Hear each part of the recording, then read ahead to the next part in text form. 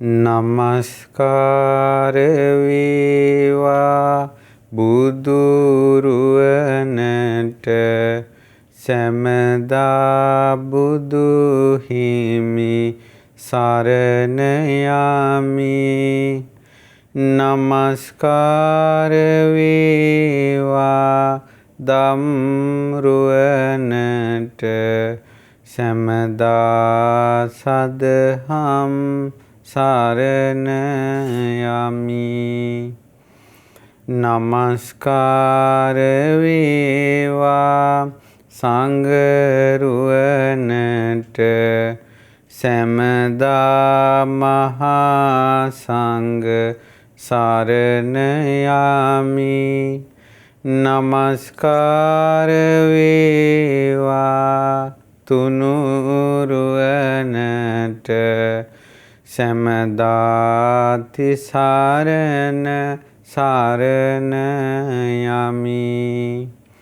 සාදු සාදු සාදු. අපගේ පරම පූජනීය ගුරු දේවෝත්තම කල්යාණ මිත්‍ර පින්වත් ලොකු ස්වාමීන් වහන්සේට නිදුක් නිරෝගී දීර්ඝායුෂම සැලසේවා. සාදු සාදු සාදු. ශ්‍රද්ධාවන්ත පින්වතුනි, අද දවසේ මේ උතුම් ධර්ම දේශනාව තුළින් මේ පින්වතුන්ගේ ජීවිතයට ඉතාමත් වටිනා කාරණාවක් ශ්‍රවණය කරන්නට ලැබෙනවා. ඒ තමයි ඇතුවත් බැරි නැතුවත් බැරි මිනිස්සු ගැන. හැම මිනිසයාම තරහ කරගෙන හොඳ නැහැ. බුදුරජාණන් වහන්සේ ඒ ගැන දේශනා කළ දහම් කරුණු මේ හෝරාව ඇතුළත අපි කතා බහ කරනවා. ඉතින් සමහර මිනිස්සු තරහ කරගත්තට පස්සේ ඒකම අපේ මුළු ජීවිතේම විඳවන්න හේතු වෙනවා. ඉතින් ඒ නිසා මේවා තෝරා බීරාගෙන සැනසෙල්ලේ වාසය කරන්න තමයි අපි මේ දහම් අවවාදේ ලබලා දෙන්නේ. මේ උතුම් ධර්ම දේශනාව පටිගත කරලා විකාශනය කරවන්නේ මේ ධර්ම දානයේ කොටස්කරුවන් බවට පත්වන්නේ ඕස්ට්‍රේලියාවේ මෙල්බන් නුවර පදිංචි කසුන් ගීතාංග, රසික පෙරේරා, ක්‍රිෂ්ණ චතුරංග සහ ශ්‍යාම් ඉදිරිසිංහ යන පින්වතුන් පිරිස එකතු වෙලා. ඉතින් මේ පින්වතුන් අද දවසේ විශාල පිනක් රැස් කර ගන්නවා. විශේෂයෙන් රසික සහ නයෝමිකා යන දෙපළගේ මිය පරලෝකීය මෑණිවරුන් වන මාලනී අල්විස් මෑණියන් සහ සුමනා වික්‍රමසිංහ ආරච්චි මෑණියන්ට පින් අනුමෝදන් කරනවා. ඒ වගේම කමල් ඉදිරිසිංහ සහ ගුණපාල විතාරණ යන ඥාතීන්ටත් පින් අනුමෝදන් කරනවා. ඉතින් මේ කරුණ මුල් කරගෙන අද ධර්ම දානය සිද්ධ කරනවා. ඉතින් කෙනෙකුට දහම් අවවාදයක් බුදුරජාණන් වහන්සේගේ අනුශාසනාවක් අහන්ට සලස්වනවා කියන එක ලොකු පිනක්. ඉතින් අද ධර්ම දානයේ ලබා දෙන පින්වතුන් ඒ අප්‍රමාණ පින රැස් කර ගන්නවා. අග්‍රදී දුන්නට පස්සේ අග්‍රදී Tamanට ලැබෙනවා. ඉතින් මම මුලින් මතක් කළා වගේ අද ධර්මානුශාසනාවට කියලා දෙන්නේ ඇතුවත් බැරි නැතුවත් බැරි මිනිසු ගැන. දැන් සමහර වෙලාවට ධර්ම බුද්ධ දේශනාවේ තියෙනවා. අපි ගත්තොත් මහා මංගල සූත්‍රයේ අසේවනාච බාලාණං පණ්ඩිතානංච සේවනා. බාලයෝ ඇසුරු නොකිරීමත් පණ්ඩිතයන් ඇසුරු කිරීමත්.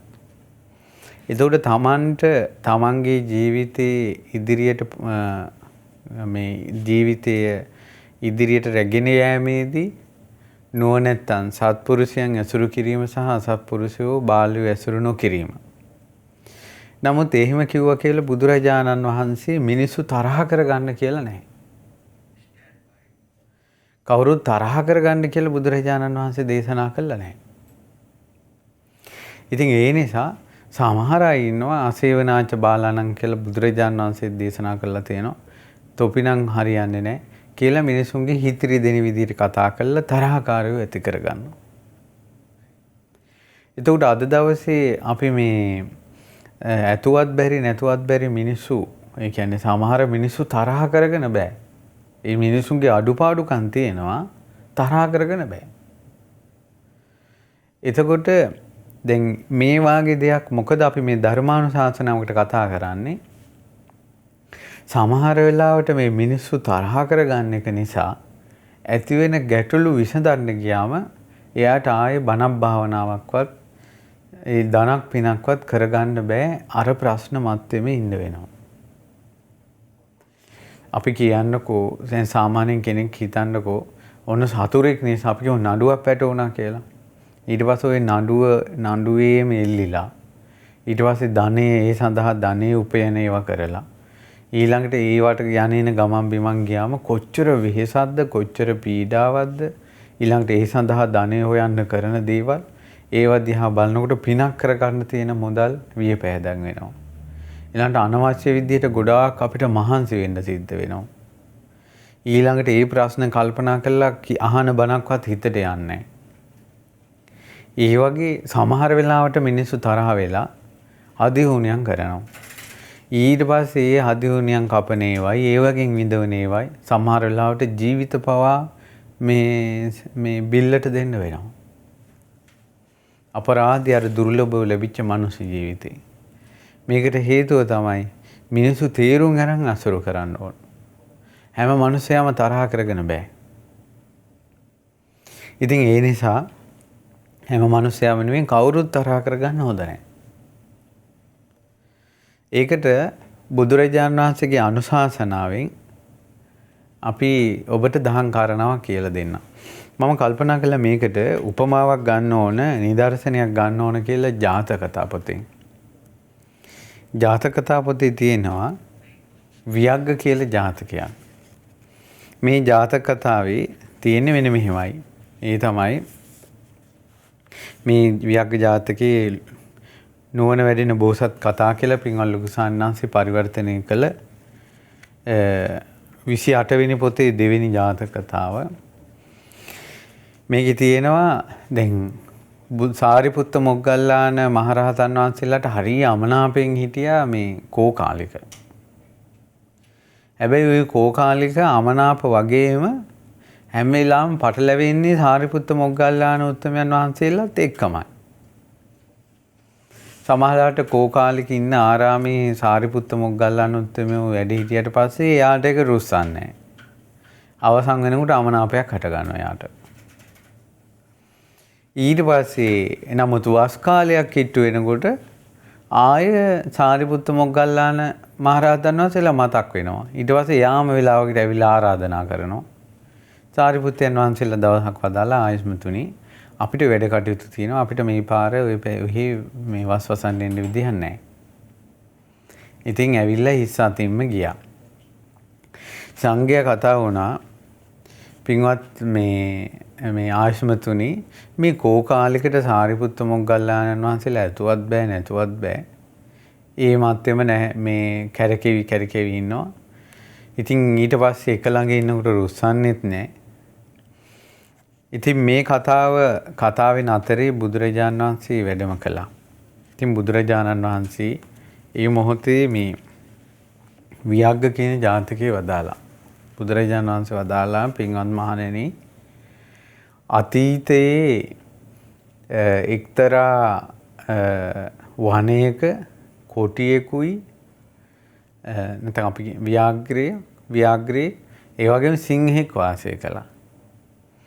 ඒ සිංහයයි ව්‍යාග්‍රයයි මේ වනේ වාසය කරනකොට දඩයන් කරනවා. දඩයන් කරලා ඒ සතු ඒ මාංශ කාලා ඒ තැන් වල ඒ සතුන්ගේ මලකුණු දාලා යනවා. එහෙම මලකුණු දාලා ගියාට පස්සේ ඔය කුණු වෙනකොට මුළු වනයේම ගන්ධ අසාරයි. හැබැයි මේ ව්‍යාග්‍රයයි සිංහයයි මේ කැලේ ඉන්න නිසා මනුස්ස පුලුටක් මේ කැලේට කිට්ටු වෙන්නේ නැහැ. දඩයන්කාරයෙක්වත් කැලේට එන්නේ නැහැ. එච්චර බයයි. ඈත ජනපදයේට පේනවා උස් ගල්තලාවේ සිංහයා විජම්බනය කරනවා. වෙලාවකට ව්‍යාග්‍රයා පේනවා. මිනිස්සු ඈත ඉඳලම දැකලා බය වෙනවා. ඊට පස්සේ ඔහොම ඉන්නකොට මේ කැලේ හිටපු එක්තරා රුක් දෙවියෙකුට මේ සිංහයයි ව්‍යාග්‍රයයි ගැන අමනාපයක් හටගත්තා. ඒකට හේතුව තමයි මොන් තැන් තැන් වල සත්තු කාලා සත්තුන්ගේ මලකුණු දානවා. දැම්මට පස්සේ ඒවා කුණු වෙලා කැලේම ගන්ධස්සාරයි. ඉතින් අපේ විමානව අවට ගන්ධස්සාරය ඇති කරනවා මේ කැලේ මලකුණු වලින් කිලිටි කරනවා කියලා අර දෙවියා අමනාපයක් හටගත්තා සිංහයයි ව්‍යාග්‍රයයි ගැන. දැන් බලන්න පින්වතුනි සතා සිව්පාවට සමහර දෙවිවරුන්ට අමනාපය හට ගන්නවා. ඉතින් කැලෑවල යම් අකට යුතුයකම් කරන මිනිස්සු ගැන දෙවියන්ට අමනාප හටගන්න එක ගැන කවර කතාවද? ඊට පස්සේ ඒ කැලේ ඉන්නවා මහා වනස්පති වෘක්ෂයක දිවි කෙනෙක්. ඒ දෙවියාට අර රුක් දෙවියා පැමිණිලි කළා. මේ පින්වත් දෙවිය මේ ව්‍යාග්‍රයයි කුටියයි මේ සිංහයයි හරියන්නේ නැහැ මේ කැලේට. මුන් නිසා ගන්ධස්සාරි හැමතැනම පැතිරෙනවා. ඊට පස්සේ වනස්පති දෙවියා කිව්වා ඕවා ගැන හිතන්න එපා. ওই විදියට නම් හිතන්න එපා. ওই ව්‍යාග්‍රයයි සිංහයයි ගැන අමනාපයක් හට ගන්නත් එපා. මොකද මේ ගස් කොළන් ටික බීරිලා තියෙන්නේ මේ කැලේ බීරිලා තියෙන්නේ ওই කොටියයි සිංහයයි නිසා. මොකද හේතුව මිනිස්සු එන්නේ නැහැ. නැත්තම් මිනිස්සු කැලේ කපන්න ගන්නවා. ඒ නිසා මේ පොඩ්ඩක් ওই ගඳ ඇති වුණා කියලා ඕවා ඉච්චර හිතන්න එපා කිව්වා. අපිට අවසානයේ මේ අයගෙන් වෙන යහපතයි අයහපතයි දෙක කල්පනා කරලා බලලා මෙයාගෙන් වෙන අපිට තියෙන රැකවරණේ වැඩි කිව්වා. අර දෙවියා ඉතින් ආගෙන හිටියා. ඔක හිතට ගියේ නැහැ. ඒ දෙවියා මලකුණු ගන්ධස්සාරයක් එනකොටම තරහා යන්නේ අර සිංහයයි කුටියයි ගැන. ඊට පස්සේ දවසක් මේ බය හිතෙන අරමුණක් මවලා තැති ගන්නවල සිංහයයි ව්‍යාග්‍රයයි පළවා හැරියා ඈතකට අර එක රුක්ෂයක හිටපු මේ දෙවියා. ඊට පස්සේ ඔන්න දැන් කිසි කරදරයක් නැහැ. දැන් මලකුණු ගඳක් නැහැ මොකුත් නැහැ. දැන් අර ගමේ මිනිස්සු ඈත ඉඳලා දකින්නවනේ ගල්තලා විජම්බනය කරන සිංහයා කොටියා. දැන් මිනිස්සුන්ට කාලෙක ඉඳලා පේන්නේ නැහැ. ඒතර මිනිස්සු කාට කතාවෙන් ගියා අර සිංහේ කුටියයි නෑනේ. ඊට පස්සේ එක්තරා වීරියවන්ත පුරුෂයෙක් ආරක්ෂාකාරීව හිමීට විපරම් කළා කැලේ පොඩ්ඩ ඇතුළට ගිහිලා. කලින් වාගේ මලකුණු ගඳ ඉන්නේ. සත්තු කාපු ගතිය නෑ. කොටි අඩි සිංහාඩි නෑ. ඊට පස්සේ කැලේ එහෙම ඇවිද්දා මොකවත් නෑ. ගමට ඇවිල්ලා කිව්වා ඕන්න බලාපල්ලා සිංහයි කොටියයි නෑ. අපිට යාන්තම් දැන් හේනක් කොටාගෙන වගා දිගා කරගෙන බය නැතුන් ඉන්න පුළුවන්. දඩේම යන්නත් පුළුවන්. කියලා ටික මිනිස්සු කැලේට එන්න ගත්තා. එන්නේ නැත්නම් පිරිසක් එහින් කැලේ කපාගෙන හේන් කොටන්න ගත්තා. කට්ටියක් දඩේම යන්න ගත්තා. කට්ටියක් මේ සුරාව පිරන්න ගත්තා. මෙහෙම ටික වෙලා අරින් සමහර අය විශාල ගස් කපාගෙන ඉරන්න ගත්තා.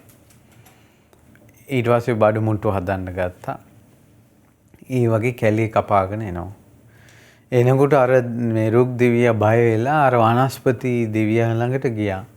ගිහිල්ලා කිව්වා අනේ හරි වැඩේ මේ මිනිස්සු දැන් මේ ගස් කොළන් කපාගෙන කැලේ ඇතුළට එනවනේ කියලා. ඒ රුක්ක ධර්මයේ තමයි දැන් ගස් වලින් අවශ්‍යතාවය තියෙන කෙනාට ඒ ගහ කපාගෙන යනකොට ඒ රුක් දෙවියට කරගන්න දෙයක් නැහැ එතන. ඔය සමහර ඔය දෙවියන් අතරත් තියෙනවනේ සුර සහ නොයෙක් හේතු ස්වභාවය. ඒ නිසා තමයි සමහර අය සමහර ගස් කැපුවට පස්සේ ඒ කපපු අයට හානි සිද්ධ වෙනවා. සමහර අයට එහෙම ගාණක් නැහැ. නමුත් ඒ ගස් කොළන් කැපීමේදී ඒ දෙවියන්ට ගස් කොළන් තමන්ගේ විමන් අහිමි වෙලා යනවා. ඊට පස්සේ අර දෙවියා ගිහිල්ලා වනස්පති දෙවියන්ට කියනකොට වනස්පති දෙවියන් කිව්වා ඒකනේ මං කිව්වේ මුලින්ම. මහා නස්පැත්තියක් වෙනවා ඔය කොටියයි සිංහයයි එලවන්න එපා කියලා. මෙච්චර කාලයක් මේ වනයේට ආරක්ෂාව තිබ්බේ කොටියාගෙනුයි සිංහයාගෙනුයි. උඹ ඒ කොටියයි සිංහයයි පළව හැරියා. දැන් අර මිනිස්සු හේන් කොටාගෙන එනවා. දැන් ඉතින් එකක් කාරණා දෙකක් තියෙනවා. එකක් සිංහයයි කොටියයි ආපහු ගෙන්නගෙන එන්න ඕන. එහෙම නැත්නම් අපි සියලු දෙනා අපේ විනාශය කැමැත්තෙන් ඉන්න ඕන කිව්වා. අනේ එහෙමනම් එපා මං ගිහිල්ලා ගෙන්නගෙන එන්නම් කියලා අර දෙවියා ගිහිල්ලා ඈත කැලේ හිටපු සිංහයයි කොටියයි ඉදිරියේ පෙනී ඉඳලා කිව්වා. අනේ අර කැලේට යන්න ගිහිල්ලා නාද කරන්න ඒ කැලේ තියෙන පාළුව නැති කරලා දාන්න කියලා ඉල්ලා හිටියා. ඊට පස්සේ අර සිංහයයි කොටියයි කියා හිටියා. අපි මහා බයටපත් වුණා ওই වනයේදී. ආයෙ පැත්ත පළාතේ අපි එන්නේ ඵලයන් යන්න කියලා පන්න ගත්තා. ඉතින් අර දෙවියා හිස් අතින් ආපහු ආවා. ඉතින් කෙටි කාලයක් යනකොට අර කැලේ සියලු ගස් කැපුවා මිනිස්සු. වනස්පති ගහත් කැපුවා, පොඩි ගසුත් කැපුවා. සියලු දෙවියන්ට උන් හිටිතැන් නැති වුණා. දැක්කද අර කොටිය එලවගත්ත නිසා වෙච්ච දේ. බුදුරජාණන් වහන්සේ වදාළේ ඒ කාලේ වනස්පති දෙවියා වෙලා හිටියේ මහ බෝධිසත්වයෝ. ව්‍යාග්‍රයයි සිංහය වෙලා හිටියේ සාරිපුත්ත මොග්ගල්ලාන දෙදෙනා. අර මෝඩ දෙවියා වෙලා හිටියේ කෝකාලෙක. ඒ කාලෙත් ඔය දෙන්න පෙන්නන්න බෑ. පස්සේ ගෙන්නගෙන එන්න ගියාට හරියන්නේ නැහැ. ඒ වගේ දැන් බලන්න ඒ අස්ථානයේ කෙනෙක් අමනාප කර ගැනීම ඒ විපාකේ බෝධිසත්වයන්ගේ ගහටත් ආවනේ. ඒ වගේ අස්ථානයේ මිනිස්සෙක් අමනාප කර ගැනීම එක්කෙනෙක් මේ අමනාප කරගන්නේ පරම්පරාවකට විඳවන්න වෙනවා. දැන් ඔය හදිනුනියම් කරන ඒවා, භූමි පාලු කරන ඒවා, පවුලේ අයට මිනිසුන්ට පිස්සු හැදෙන්න එක දේවල් වෙනවා.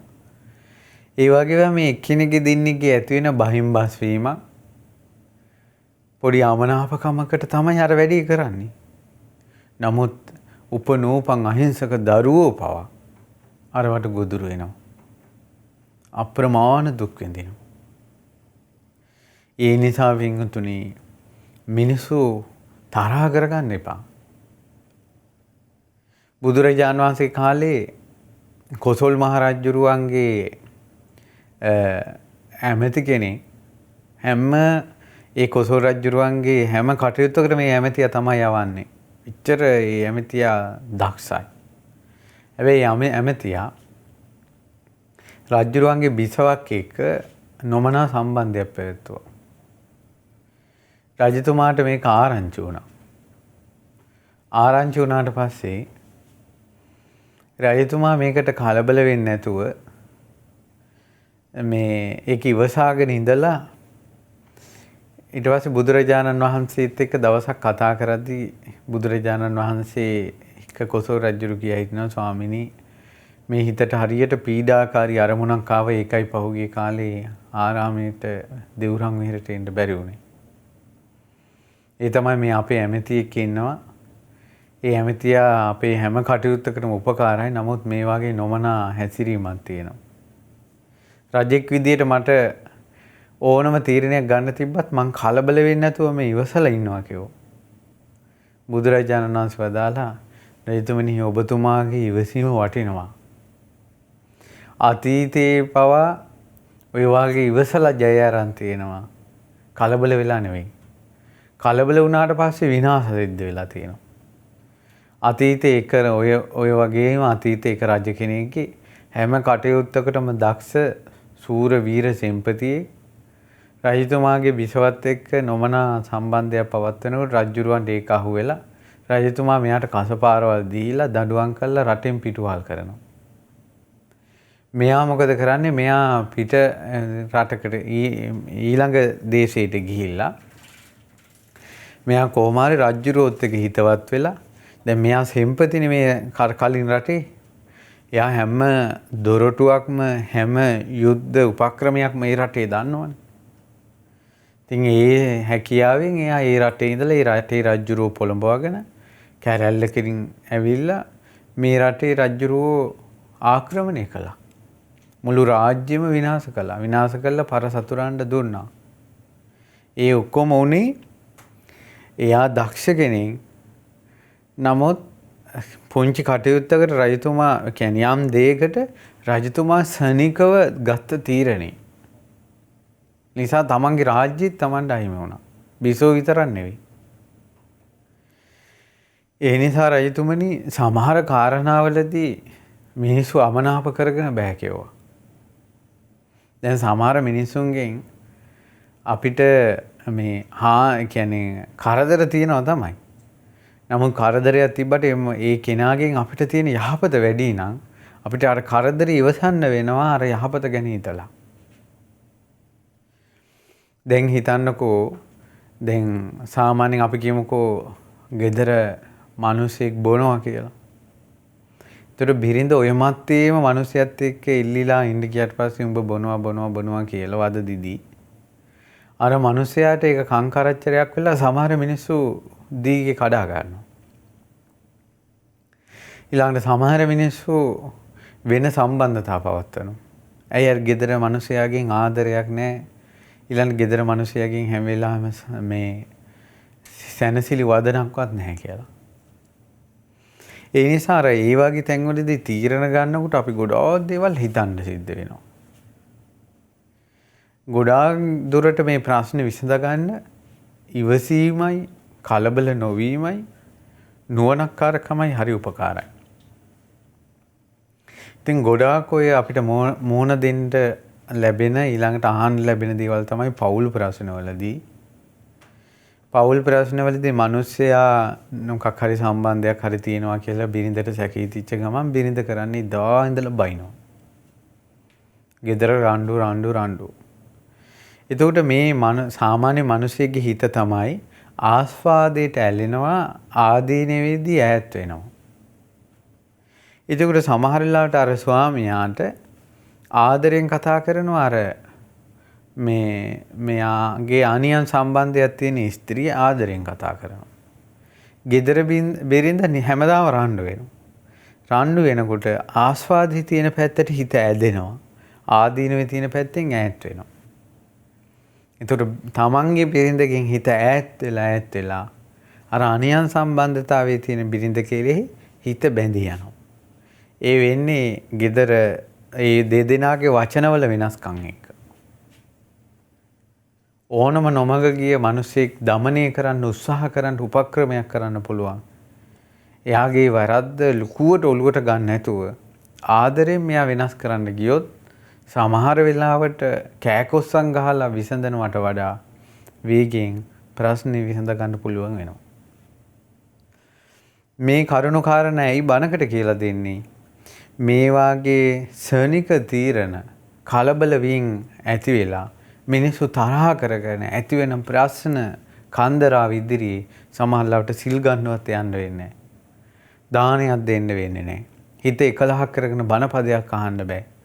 සමහරට දම්පැන් දීලා විහෙර විහාර වලට උදව් කරන්න තියෙන මිල මුදල් සමහරවිට නඩු හබවලට එහෙම නැත්නම් දෙහි පුහුල් කැපීම් වලට ඒවට වියදම් කරලා අවසානයේ මුළු පවුලම නැත්තටම නැති වෙලා යනවා.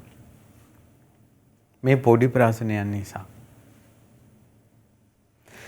ඉතින් ඒ නිසා මිනිස්සු තරහ කරගන්න එපා කියන කාරණාව තමයි තියෙන්නේ. ඉතින් බුදුරජාණන් වහන්සේගේ කාලේ අනේ පිළිසිටුමා ගෙදර හිටියා 16. ඒ 16ගේ නම කාලකන්ණි කියලා මේ කිසි ලස්සනක් නැති මිනිසෙක්. ඉතින් අනේ පිළිසිටුමා කොහේ හරි ගමනක් යද්දී එයාත් එක තමයි නිතර කතා කරන්නේ. කෑම බීම කද්දිමුත් කෝ කියලා හොයලා බලනවා ආරයා. ඉතින් මෙයාට අනේ පිළිසිටුමාගේ යාළුවෝ උපදෙස් දුන්නා. ඔය 16ක් එක්ක ගනුදෙනු කරන්න එපා. අනිත් එක සභාවකට ගෙන්නගෙන පුළුවන් මිනිස්සෙක්ද? මේ 16ත් එක්ක මුහු වෙලා වාසය කරන්න එපා සිටුතුමනි. ඔය ඇසුරේ ඉච්චර හරියන්නේ නැහැ කියලා දැන් සිටුතුමාට යාළුවෝ උපදෙස් දුන්නා. සිටුතුමා ඒක ගණන් ගත්තේ නැහැ. දවසක් සිටුතුමාට ඈත ජනපදයක උත්සවයක් තිබ්බා. බිසෝ සිටුතුමාගේ බිසව දරුවන් සහිත සිටු මාලිගාවේ සියලු දෙනා ඒ උත්සවයට ගියා. සේවකයෝ පිරිසකුත් කාලකන්ණිත් විතරයි සිටු මැදුරේ නැවතුනේ. ඉතින් එදා සේවකයෝ වැඩ කටයුතු කරලා මොකටද කාලකන්ණි කියන දාසයා කල්පනාවෙන් හිටියා. ඇහැරලා හිටියා. දැන් අද සිටුතුමත් නැහැ. ගෙදර අපි පරිස්සමින් ඉන්න ඕන. හොරුන්ට ආරංචි වුණා සිටුතුමා මාලිගාවේ නැහැ කියලා. බලන්න අර මහා පින්කම් කරන බුද්ධ ශාසනයේ අග්‍ර උපස්ථායක මේ අග්‍රදායක ඒ වගේම සෝවාන් වෙච්ච හරි හොඳ ගතිගුණ තියෙන සිටුවරයාගේ ගේ බිඳින්න හොරු ආවනේ. හොරු වට කළා. ඒතර කාලකන්ණි දාසයා මේක අහගෙන මේ අවදානෙන් හිටියේ. ඔහුට තේරුණා අනිවාර්යෙන් හොරු වට කළා කියලා. ඉක්මනට ගන්ටාර ගහලා මිනිස්සු නැගිටවලා කෑ ගහපල්ලා බෙර ගහපල්ලා හක් මේපල්ලා හොරු ආවා කියලා කෑ ගහපල්ලා කියලා කෑ ගහනකොට හොරු ගෙන ආපු බඩු ඔක්කොම දාලා පැන්නා. පවෝදා හවස සිරිතුමා එනකොට ගේ බේරිලා තියෙන්නේ අර කාලකන්ණි දාසයා නිසා. ඒ රජතුමාට මේ සිරිතුමාට එච්චර ආදරේ අනේ පිට සිරිතුමාට. ඉතින් බලන්න ඒ හිතවත්කම මෙහානියක් වුණේ නැනේ. ඔහුගේ රූපේ බලලා ඔහුගේ දාසකම බලලා මිනිස්සු තරහ කරගත්තා නම් සිටු මාලිගාවම ඉවරයිනේ. ඉතින් ඒ නිසා මිනිස්සු තරහ කරගන්න හොඳ නේ. බුදුරජාන් වහන්සේ වදාලා අගී සිටුතුමනි ඉස්සරත් ඔය වගේ එකක් වුණා කියනවා. මහා වනස්පති විශාල වෘක්ෂයක දෙවි කෙනෙක් හිටියා කියනවා. චූටි තනකොළ ගහක මේ හිටපු තනකොළ පඳුරකට අරක් ගත්ත දෙවි කෙනෙක් ඉඳලා තියෙනවා. ඒ දෙවියා අර විශාල වෘක්ෂයේ දෙවියත් එක්ක යාළුයි. අනිත් දෙවිවරු කිව්වා ඒ තනකොළ ගහක දෙවි කෙනෙක් එක්ක මේ සම්බන්ධතාව පවත්වන්න එපා. ඒ නිසා මේ ප්‍රධාන දෙවියන්ට කිව්වා ඔබතුමා පොඩ්ඩක් ඈතලා ඉන්න ඔය පොඩි දෙවිවරුත් එක්ක සම්බන්ධතාව තියන්න නැතුන් කියලා. ඊට පස්සේ ඒක මහා දෙවියා කල්පනා කළේ නෑ ඒක ඉච්චර. ඉතින් කොහොමාරි කාලයක් වෙලා රජතුමාට එක්තැම් ගියක් හදන්න ඕන වෙලා තනි කණුවක ඒකට තෝරාගත්තේ අර කැලේ තිබ්බ මහා වනස්පති අර මඟුල් උයනේ තිබ්බ වනස්පති වෘක්ෂය. විශාල වෘක්ෂය තනි කෙලින් උඩට තියෙනවා. ඊට පස්සේ වඩුව කිව්වා ඒක තමයි හොඳම ගහ. ඔන්න දැන් ඇවිල්ලා අර ගහට තට්ටු කරලා හිට අපි මේ ගහ කපන්න එනවා කියලා තට්ටු කරලා දැන් වඩුව ටික ගියා. අර දෙවියා අඬුවා සෝග කළා. අනිත් දිවුරුන්ට කරගන්න දෙයක් නැහැ. ඊට පස්සේ අර තනකොළ පඳුරේ හිටපු ඊතන පඳුරේ හිටපු දෙවිය ඇවිල්ලා ඇහුවා ශෝක කරන්නේ ඇයි? මම ඉදින් බය වෙන්න එපා මං කොහොම හරි මේ ගහ රැකලා දෙනවා.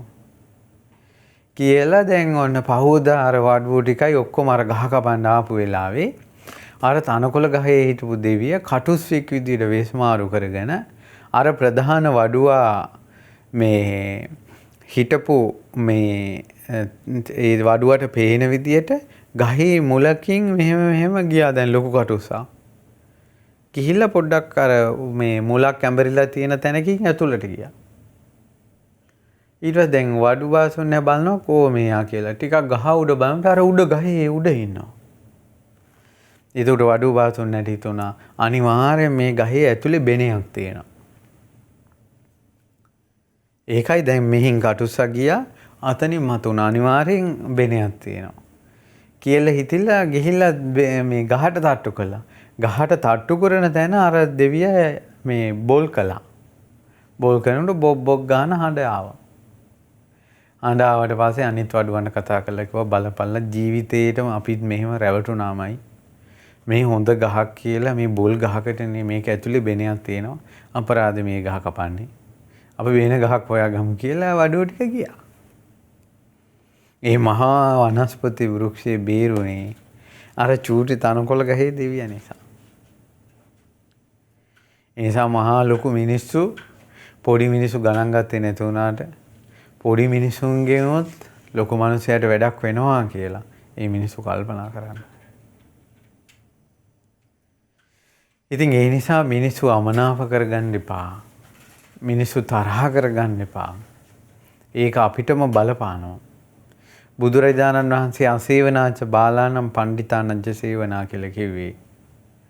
තමන්ගේ ජීවිතයේ ධර්ම මාර්ගයෙන් ඉදිරියට යෑමේදී ඇසුරු කළ යුතුයි ඇසුරු නොකළ යුතුයි තමන් තේරුම් ගන්න ඕන. හැබැයි මිනිස්සු තරහ කරගන්න කියලා නෙමෙයි. සමහරවල් මිනිස්සයා ඉන්නකල් මේ මිනිසයාගෙන් කරදරේ කියලා සමහර කාන්තාවෝ දොස් කී කිය ඉන්නවා. සමහරට මේ මිනිසයා නැති වුණොත් මිනිහා නැති ගෑනු කෙනෙක් තනි ගෙදරක ඉන්නකොට අනේක වූ බාධා උවදුරු උපද්‍රව ඒ ස්ත්‍රියට එනවා. එතකොට ඒ ස්ත්‍රියට එදාට හිතෙනවා මිනිස්සෙක් කියලා පිරිමියෙක් කියලා පඹෙක් හරි ගෙදර හිටියා නම් හොඳයි කියලා. සමහර දරුවෝ ගෙවල් වල ඉන්න එක සමහර අම්මලාට කරදරයක්. නමුත් සමහර දරුවෝ නැති වෙච්ච දවසක තමයි තේරෙන්නේ අනේ උන් හිටියා නම් කියලා. ඒ නිසා මොකටත් කවුරුත් තරහ කරගන්න නැතුව වාසය කරනවා නම් ඒක මම හිතනවා බුදුරජාණන් වහන්සේගේ ශ්‍රාවකයෙක්ගේ ලක්ෂණයක් කියලා. සමහර දේවල් තියෙනවා පුංචි දෙයට අමනාප බැඳගෙන අර මම කලින් කිව්වා වගේ හදිහුනියම් කරන ඒවා.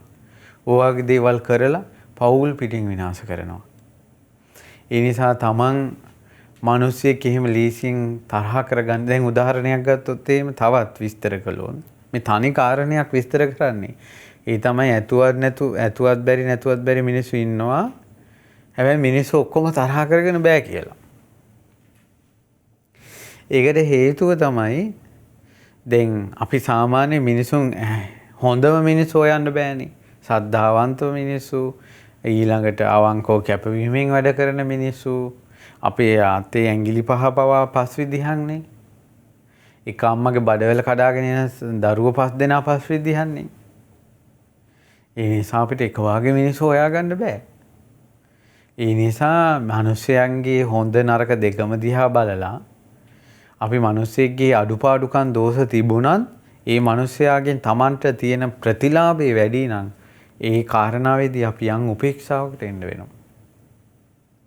අපි යම් ඔන්න සමහරට අපි ගමු ව්‍යාපාරයක්.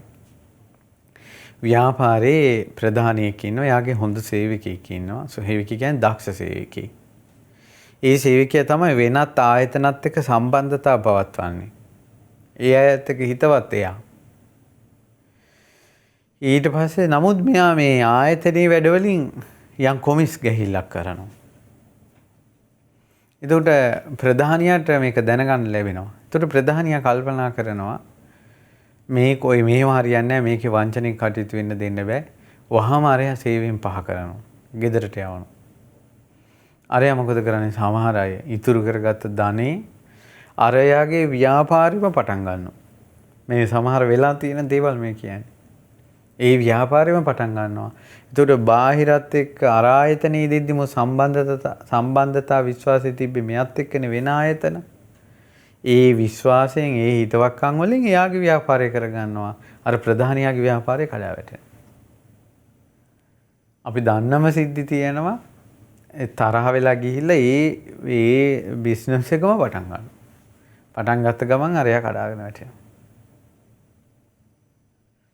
එතකොට ඒ නිසා අපි ගොඩාක් කල්පනාකාරී වෙන්න ඕන කියන එක කියන්නේ. එතකොට සමහරවිට එයාගේ කොමිස් ගහිල්ල කියන එකයි එයාගෙන් ආයතනයට වෙන සේවයයි දෙක සංසන්දනය කරලා යම් උපේක්ෂාවකටපත් වෙලා අනාගතේ එවැනි දෙයක් නොකරන විදිහට කලබල වෙන්නේ නැතුව ඉවසීමෙන් යුතුව වැට බඳින්න සිද්ධ වෙනවා. ඉතින් ඒක නුවණත් එක්ක තමයි සිද්ධ වෙන්නේ.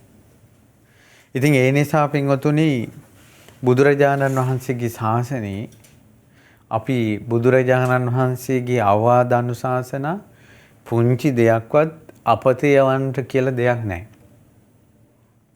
කොසල් රජුරන්ට වදාළනේ කලබල වෙන්නේ නැති හිටියේ හොඳයි කියලා.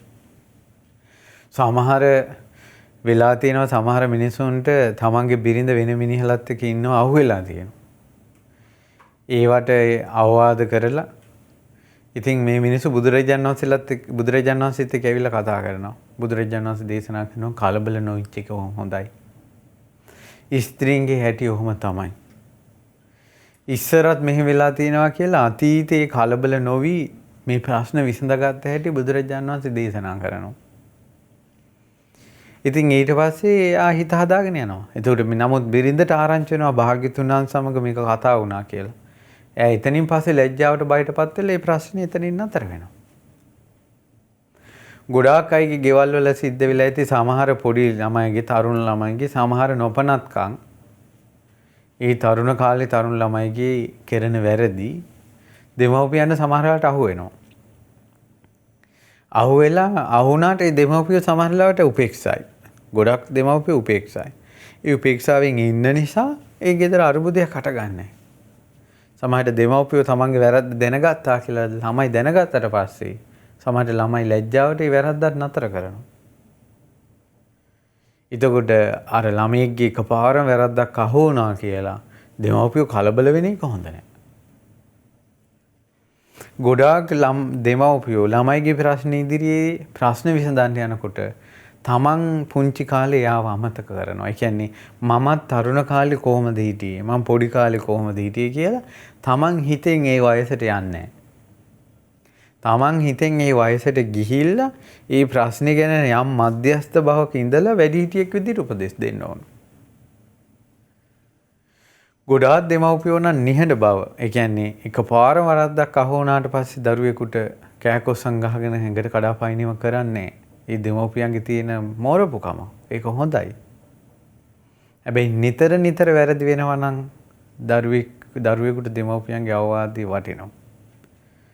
ඉතින් ඒ නිසා මේ ඔක්කොම තේරුම් ගන්න මේ කරුණු කාරණා මේ විදිහට විස්තර කරන්නේ පින්වතුනි මේ මිනිස්සු තේරුම් ගන්න බැරිව අපි කලබලයට ගන්න තීරණ නිසා කලාතුරකින් ලැබෙන මනුස්ස ජීවිතේ දුර්ලභව ලැබෙන මනුස්ස ජීවිතේ අපිට අර ධනක් පිනක් කරලා බණ භාවනාවක් කරලා ධර්ම දේශනාවක් අහලා පාඩුවේ සැනසille ඉන්න තියෙන අවස්ථාව නැති වෙනවා මේ අහක යන ප්‍රශ්න වලට මැදිහත් වෙන්න ගිය ගම.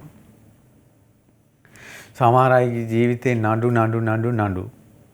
සමහර අයගේ ජීවිතේ ලෙඩ දුක් වලට බලතොවිල් තියෙනවා, දෙහි පුහුල් කපනවා. සමහර අය කපපු දෙහි ටික එකතු කළොත් එහෙම මුළු ලංකාවටම ලුණු දෙහි හදලා දෙන්න පුළුවන්. එච්චරම දෙහි කපලා ගෙවල් වල ප්‍රශ්න වලට. සමහර අයට උන් හිටිතෙන් අහිමි වෙලා ගෙවල් දොරවල් අතහැරලා ගිහිල්ලා. මේ ප්‍රශ්න ඊට පස්සේ ඒ වගේ මහා දුක් අන්දරාවක් පිටින් ඉන්නකොට දැන් අද කාලේ බණ කියන ආම්දුරන්ට ප්‍රාතිහාර්ය පාන්න බෑනේ. බුදු කෙනෙක් නම් ප්‍රාතිහාර්ය පාලා හරි ඒ වගේ කෙනෙක් බේරගනි. අද කාලේ මිනිස්සුන්ට ඒ වගේ තැනක ඉඳලා බණක් අහන්න බෑ. මිනිස්සු දැන් අපි කියමු පහුගිය කාලේ ගෑස් ප්‍රශ්න ওই වගේ ප්‍රශ්න වලදී මිනිස්සු පාරේ දිගා වෙලා ගෑස් ඉල්ල කෑ ගන්නවා. ওই මිනිස්සුන්ට උතන බණක් දාලා දුන්නොත් ආයිද මොන බණද මිනිස්සු අහන්නේ? මේ මිනිස්සුන්ගේ ඔළුවේ තියෙන්නේ උයාගන්නේ කොහොමද? බත් ටික උයාගන්නේ කොහොමද? ළමයිට කන්න දෙන්නේ කොහොමද? කියලා මිනිස්සු ඉන්නේ. මේ බණ අහනවා කියන එකට හිත එක තැනකට ගන්න බෑ. දැක්කද මේ බාහිර ප්‍රශ්නත් එක්ක කැලැත්තෙන්න ගියාට පස්සේ දවසින් දවස මනුෂ්‍ය ජීවිතේ ගත කරන්න තියෙන ආයුෂත් ගෙවිලා යනවා. නමුත් මේ ප්‍රශ්න වලට මැදිහත් වෙලා හිතේ ඇති වෙන තරහ, වෛරය, පීඩාව, හිංසනය, තාඩන, පීඩන, වද බන්ධන මේවත් එක්ක අවසානයේ අකුසල් ගොඩාක් රැස් කරගෙන මනුස්සයා කය බිඳලා මරණින් මත්තේ දුගතිය යනවා. බුදුරජාණන් වහන්සේ කෙනෙක් මැරුණාට පස්සේ උපදින හැටි විස්තර කරද්දී බුදුරජාණන් වහන්සේ වදාළා විපිලිසර හිතෙන් මැරුණොත් මරණින් මත්තේ උප්පත්ති දුගති. පහන් සිතින් මැරුණොත් මරණින් මත්තේ උප්පත්ති සුගති. ඒ නිසා මේ කරදර ප්‍රශ්න කල්පනා කර ඉඳලා මිනිසුන්ගේ හිත පහන් වෙන්නේ නැහැ. මිනිසුන්ගේ හිත විපිලිසර වෙනවා. හැකිලෙනවා. ශෝකයට සංතාපයට බර වෙනවා. බර වුණාට පස්සේ ඔය වාගේ මැරෙන මිනිස්සු කොහොමනම් මරණින් මත්තේ සුගතිය යන්නද? ඉතින් ඒ නිසා සුගති සම්පත්තියත් අහිමි වෙනවා. නැත්තම් සාමාන්‍යයෙන් දැන් සුගති සම්පත්තියත් අහිමි වෙලා නම් මේ ප්‍රශ්න වලට මැදිහත් වෙච්ච නිසා මේ මිනිසුන්ට මේ ජීවිතේ කොච්චර ධනෙ තිබ්බත් මේ ජීවිතේ මිනිස්සු කොච්චර වැජමිලා හිටියත් මේ අවුරුදු 50 60ට ඒකේ ඇති ඵලෙ කුමක්ද? මරණින් මත්තේ අවුරුදු කෝටි ගාණක් දුගතිය දුක් විඳින්න සිද්ධ වෙනවා. ඒ නිසා පින්වතුනි තමන් සංසාරේ හොරකම් කරලා තිබ්බේ නැත්නම් කාගෙන්වත් තමන්ගේ වස්තුව තවත් කෙනෙකුට හොරකම් කරන්න බෑ. තමන් මොහොත අනිත් අයගෙන් දේවල් කඩා වඩා ගත්ත නිසාමයි අපේ දේවල් මිනිස්සු කඩා වඩා ගන්නෙ. එක්කෙනෙක් කර්මයේ ගෙවනකොට තව එක්කෙනෙක් කර්මයේ රැස් කරගන්නවා. ඒක තමයි සංසාරේ. ඊළඟට ගෙවල් වල පවා තමන්ට මේ වගේ දරුවෝ, මේ වගේ අම්මා, මේ වගේ කියලා තමන්ට මේ පිරිස මුණ ගැස්වන්නේ තමන්ගේ කර්මයේ විසින්මයි. ඔබගේ මව ඔබට තෝරලා දුන්නේ ඔබගේ කර්මයමයි. ඔබගේ පියා ඔබට තෝරලා දුන්නේ ඔබගේ කර්මයමයි. ඊළඟට ඔබගේ බිරිඳ මේ තමයි ඔබට ලෝකේ ඉන්න ඔබගේම බිරිඳ කියලා තෝරලා දුන්නේ කර්මයේ විසින්. ඔබගේ ස්වාමියා තෝරලා දුන්නේ ඔබගේ කර්මයේ විසින්. ඔබගේ සේවක පිරිස තෝරලා දුන්නේ ඔබගේ කර්මයේ විසින්. ඇයි මම එහෙම කියන්නේ? බුද්ධ කාලේ මහ බෝධිසත්වෝ පෙරම් පුරන ජීවිතවල ඒ බෝධිසත්වයන්ගේ පිරිවර විදිහට ඉන්නේ බුදු පිරිසමයි. අසෝමා ශ්‍රාවකයන් ඇතුළු බුද්ධ ශාසනයේ පීඨ පිළිසරණ ලබාගත් ඒ ශ්‍රාවකයන් වහන්සේලාමයි පිරිවර විදිහට ඉන්නේ. ඉතින් ඒ නිසා තමන්ට ඕන පිරිවර තමන් හැදෙන්නේ. තමන්ගේ අහලු මිත්‍රාදී. ඉතින් ඒ නිසා පින්වතුනි මේවා ලේසි දේවල් නෙවෙයි. ඒ නිසා තමන්ගේ දැන් අපි හිතන්නකෝ මේ මනුස්ස ලෝකේ ගුණධර්ම වලින් පිරිපුන් මහ බෝධිසත්වයෝ වගේ උත්තමයෙකුට අම්මා වෙන කෙනා තාත්තා වෙන කෙනාත් පෙරම් පුරපු අයමනේ. බෝධිසත්වයන්ගේ අම්මා කියන එක්කෙනා බුදුරජාණන් බෝධිසත්ව ගුණයත් එක්කයි අම්මා තාත්තා තෝරන්නේ.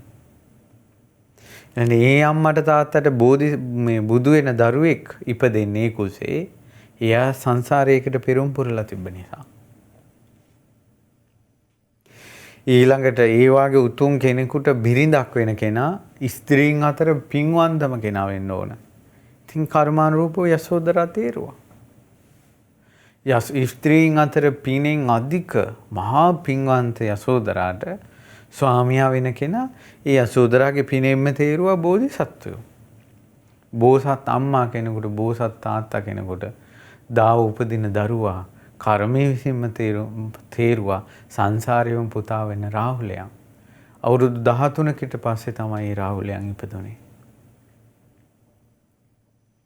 ඊටු බලන කර්මානුරූප ස්වභාවය. එතකොට ඒ නිසා අපිට මේ ඊළඟ තමන් ඉපදෙන ගම, තමන් ඉපදෙන රට මේ ඔක්කොම තෝරන්නේ තමන් විසින් කරපු කර්මයක් එක්කමයි. නමුත් අපිට වෙලාවකට හිතෙනවා මේ වගේ ගමක අපි මොකට ඉපදුනාද? මේ වගේ රටක මොකට ඉපදුනාද? මේ වගේ පැත්තක මොකට ඉපදුනාද? මේ වගේ සහෝදරයෝ මොකට හම්බ වුණාද? කියලා අපි තීරණය කළාට අපි දැන් කිව්වට ඔබගේ කර්මයේ විසින්මයි මේ පරිසරය තේරුවේ. ඔබට මේක සුදුසුයි කියලා. ඔබ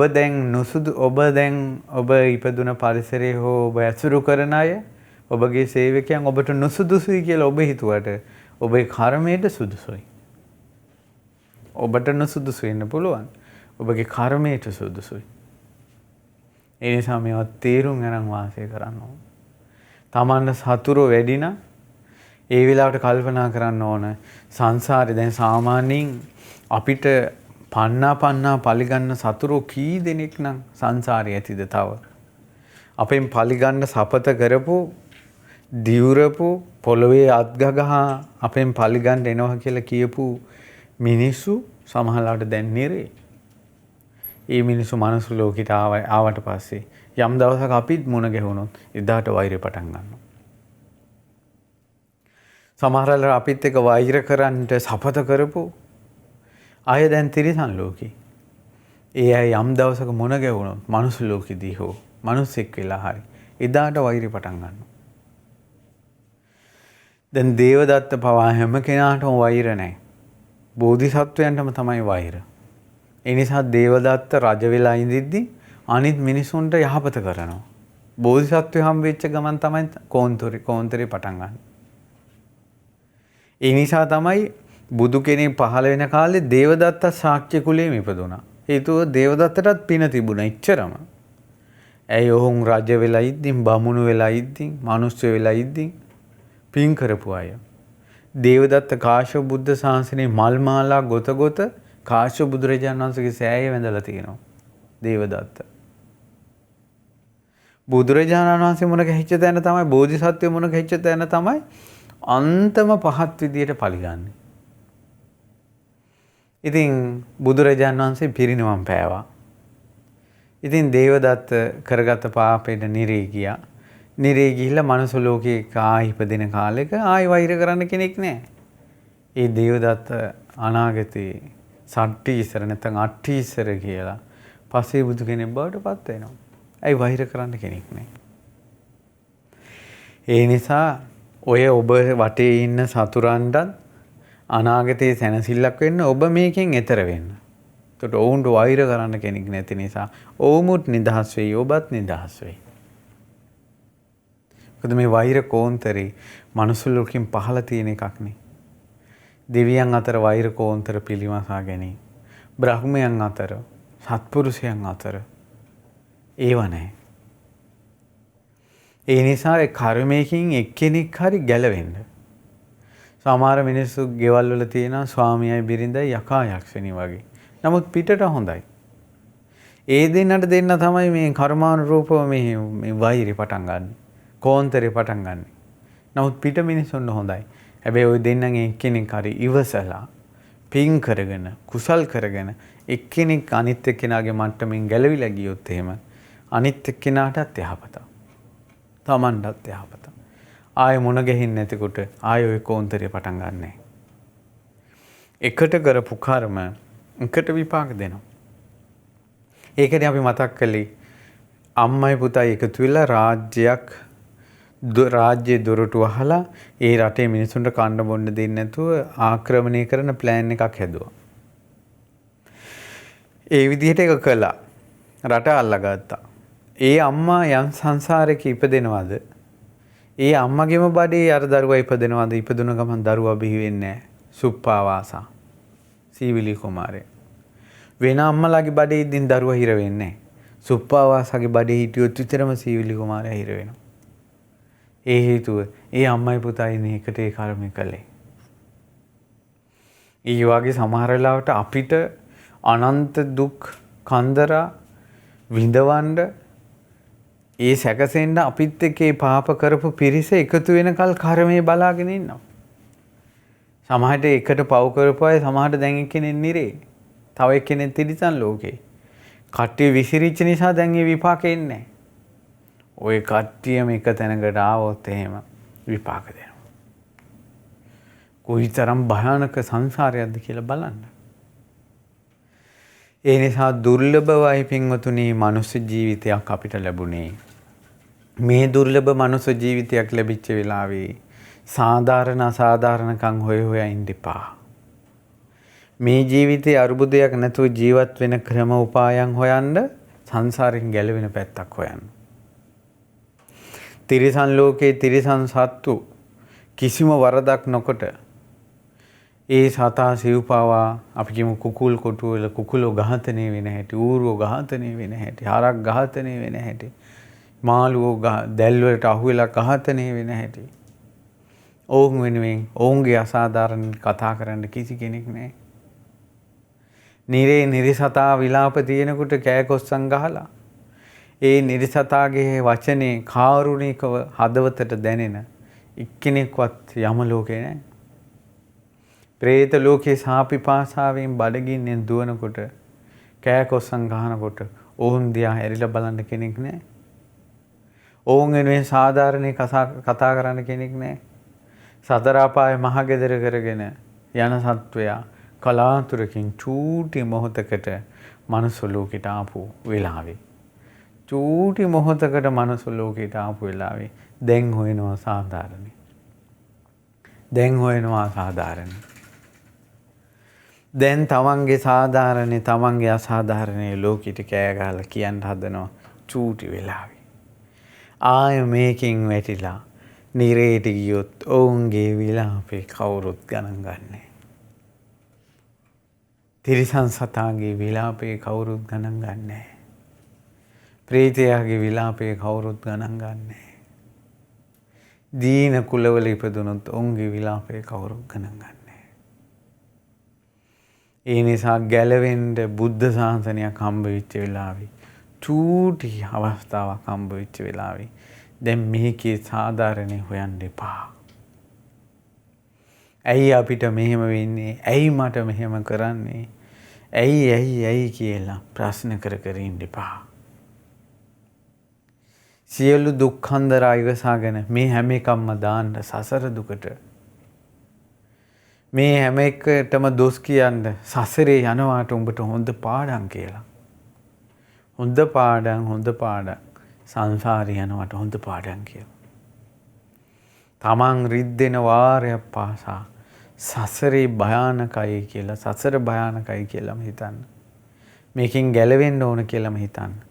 සා වැටෙන කඳුල පියදාගෙන බුදුරජාණන් වහන්සේ සිටින දිශාවට වඳින්න. බුදුරජාණන් වහන්සේ සරණ යන්න. ශ්‍රී සද්ධර්මයේ සරණ යන්න. ආර්ය මහා සංඝරත්නයේ සරණ යන්න. ශක්ති පමණින් පංචශීලයේ හරි රකින්න. ඊළඟට ලෝකෝත්තර සැපය ලෝකෝත්තර ප්‍රතිපදාව පුරුදු කරගන්න අමාරුයි වගේ හිතුණත් මේ බණපද දවස ගානේ ශ්‍රවණය කරන්න. ඒ මොහොතට හිතේ ඇතිවෙන සැනසීම හරි. යම් දවසක ඔබ මහා සැනසීමක් කරා ගෙනියනවා ඒ මොහොතේ ඉපදෙන පුණ්‍ය ශක්තිය. මිනිස්සු තරහ කරගන්න එපා. මිනිස්සුත් එක්ක පටලැවෙන්න යන්න එපා. තේරුම් ගන්න මේ මිනිසුන්ගේ හැටි සංසාරේ හැටි සසරේ යනවට මේවා හොඳ පාඩම්. ඊළඟ මිනිසුන්ගෙන් අපිට කරදරයක් වෙනකොට හානි වෙනකොට එයාගෙන් වෙන හානියයි එයාගෙන් වෙන උපකාරයයි දෙක කල්පනා කරලා බලන්න. සමහර අය ළඟ ගෙවල් වල අය රණ්ඩු වෙනවා. නමුත් ලෙඩක් දුකක් වුණාම කෑ ගහනකොට දුවගෙන ඉන්නේ ළඟ ගෙදර මිනිස්සයා. පිට මිනිස්සු එන්නේ පස්සේ. ඉතින් ඒ නිසා ඒව ගැන පොඩ්ඩක් කල්පනා කරලා බලන්න. අපි මිනිස්සු විදියට ඉපදලා ඉන්නේ. අපිට කාත් කවුරුත් ඕනේ නැහැ කියන තැන අපිට කතා කරන්න බෑ. අපිට එක එක්කෙනාගේ උපකාර අපිට ඕන වෙනවා.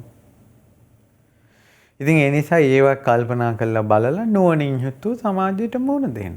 ඒක ඔබගේ සීලයටත් නෙවෙයි සමාධියටත් නෙවෙයි ප්‍රඥාවට අයිති කාරණාවක් මම ඔය කිව්වේ. සීලයට වැඩිය සමාධිය උතුම් සමාධියට වැඩිය ප්‍රඥාව උතුම්. මං අද ඔය කියපු කාරණාව අයිති සීලයටත් නෙවෙයි සමාධියටත් නෙවෙයි ප්‍රඥාවට නුවණින් මිනිස්සු තීරුම් අරන් අසුරු කරන විදිය. ඒ නිසා සියල්ල දන්නා වූ සියල්ල දක්නා වූ බුදුරජාණන් වහන්සේ අපිට අනුකම්පාවෙන් ওই ධර්මයේ අපිව හික්මවා වදාලා. ඒ නිසා ඔබටත් මිනිස්සු තීරුම් අරගෙන මිනිස්සු තරහ කරගන්න නැතුව මේ මනුස්ස ජීවිතේ නුවණින් යුතුව ඒ කරදර බාධා හැමුවේ මොහොන දීලා වාසය කරන්නටත් ඒ වගේම මේ දුර්ලභ ලැබිච්ච මනුස්ස ජීවිතේ තව පින් දහම් කුසල් දහම් රැස් කරගෙන මේ දුක්ඛිත සංසාරේ නිදහස් වෙන්නත් වාසනාව ලැබේවා කියලා එක ඉතින් සිත ප්‍රාර්ථනා කරනවා. ඉතින් පින්වතුනි අද දවසේ මේ උතුම් ධර්ම දේශනාව සඳහා දායකත්වයේ දැරුවේ මෙල්බර්න් නුවර පදිංචි කසුන් ගීතාංග රසික පෙරේරා ක්‍රිෂ්ණ චතුරංග සහ ශ්‍යාම් ඉදිරිසිංහ යන පින්වතුන්. ඉතින් මිනිස්යාගේ ජීවිතේ යම් අරුබුදයක් සංසිඳෙනවද ලෝකේ කොතනක හරි මේ බණපදයක් නිසා ඒ පින මේ ධර්ම දානයේ කොටස් කරුවම් බවට පත් වන ඔබට අනුමෝදන් වෙනවා. සියලු පින් සියලු දෙවියෝ අනුමෝදන් වෙත්වා. දෙවියන්ගේ දිව්‍ය සිසුරු වඩා වර්ධනය වෙත්වා. පුණ්‍යානුමෝදනාවෙන් සතුටු වන දෙවියෝ මේ පින්වතුන් දෙහැමින් රැකගනිත්වා කියලා දෙවියන්ට සාදු කියලා අපි පින් දෙමු. ඒ වගේම මේ රැස්වන සියලු පින් රසික සහ නයෝමිකා යන දෙදෙනාගේ නමින් මියගිය මෑණිවරුන් වන මාලනී අල්විස් මෑණියන්ට සහ සුමනා වික්‍රමසිංහ ආරච්චි මෑණියන්ට මේ පින් අනුමෝදන් වෙත්වා. ඒ වගේ මිය පරලෝකීය කමල් ඉදිරිසිංහ සහ ගුණපාල විතාරණ කියන ඥාතීන්ට පින් අනුමෝදන් වෙත්වා. ඔබ කවුරුත් නමින් අනාදිමත් සංසාරේ මේගේ ඥාතියෙක් බලාපොරොත්තු වෙත්නම් පින මේ පින් අනුමෝදන් වී පරලෝක සැපයටපත් වේවා කියලා සාදු කියලා අපි පින් දෙමු. ඒ වගේම මේ රැස් කරගන්නා වූ සියලුම පුණ්‍ය ධර්මය ගෞතම බුද්ධ ශාසනයේ මෙවැනි වූ දහම් පදයක් අපිට අහන්න සැලැස්සුනේ අපගේ පරම පූජනීය ගුරු දේවෝත්තම පින්වත් ලොකු ස්වාමීන් වහන්සේ නිසා. පින්වත් ලොකු ස්වාමීන් වහන්සේ නිදුක් වේවා නිරෝගී වේවා සුවපත් වේවා දීර්ඝායුෂම ලබත්වා. පින්වත් ලොකු ස්වාමීන් වහන්සේ ඇතුළු ගරුතර මහා සංඝරත්නයේ ලක්වැසි ලෝවැසි පිළිවෙත් පුරන සංඝරුවන මේ පින් බලෙන් සසර දුකින් නිදහස් වෙත්වා. ඒ වගේම රැස් කර ගන්නා වූ සියලුම පුණ්‍ය ධර්මයන් කසුන් ගීතාංග මනෝරි සුලෝචන දුලා නම රත්න ඒ වගේම වික්‍රමතුංගලාගේ ධම්මික ඇතුළු පවුලේ සියලු දෙනාට රසික පෙරේරා නයෝමිකා වික්‍රමසිංහ ආරච්චි එස් වික්‍රමසිංහ ආරච්චි සහ විමලසිරි පෙරේරා කියන පියවරුන් දෙපළ ඇතුළු පවුලේ සියලු දෙනාට ක්‍රිෂ්ණ චතුරංග විල්බට් පෙරේරා සීලාවතී මාව ඇතුළු පවුලේ සියලු දෙනාට ශ්‍යාම් මෙදිරිසිංහ ප්‍රබුද්ධි වීරකෝන් ඇතුළු පවුලේ සියලු දෙනාට ඒ වගේම මේ පින් කටයුතු සම්බන්ධයෙන් එකතු පහදුන අනුමෝදන් වුණ මිතුරු මිතුරියන්ට ඔබ සියලු දෙනාට ඒ වගේම ශ්‍රද්ධා කාර්ය මණ්ඩලයේ සියලු දෙනාට මේ ධර්ම ශ්‍රවණය කරපු ඔබ සියලු දෙනාට මේ පින් අනුමෝදන් වේවා. මව් දෙමව්පිය ඥාති බන්දු මිත්‍රාදීන්ට පින් අනුමෝදන් වේවා. අපි කාටත් පුද්ගලයන් තේරුම් අරන් ඇසුරු කරගෙන මිනිස්සුත් එක්ක තරහ මරා නැතුව ජීවත් වෙලා තව පින් දහම් කුසල් දහම් රැස් කරගෙන දුක්ඛිත සංසාරයෙන් නිදහස් වෙන්න වාසනාව ලැබේවා. තෙරුවන් සරණයි. නමෝ බුද්ධාය. මෙවැනි වටිනා ධර්මදේශනා නැරඹීමට ශ්‍රද්ධා YouTube චැනලය සබ්ස්ක්‍රයිබ් කර සීනුව ලකුණ ඔබන්න.